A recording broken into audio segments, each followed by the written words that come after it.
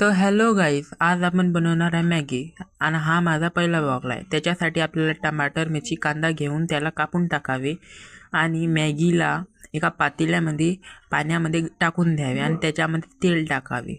Maggi आपली उकडून जाते तिकडे आणि इकडे आपण एक पातेलं घेऊन त्यामध्ये तेल टाकून त्यामध्ये कांदे टाकून द्या आणि त्या कांद्याला थोडं शिजून सण्याने त्यामध्ये मिरची टाकून द्या.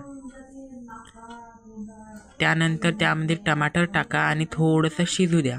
त्यानंतर मिरची, हळद, मीठ हे इत्यादी सामग्री टाकून द्या आणि त्याला थोडं शिजू द्या. त्यानंतर त्यामध्ये थोडं पाणी घाला. आपली मॅगीची ग्रेव्ही तयार झालेली आहे.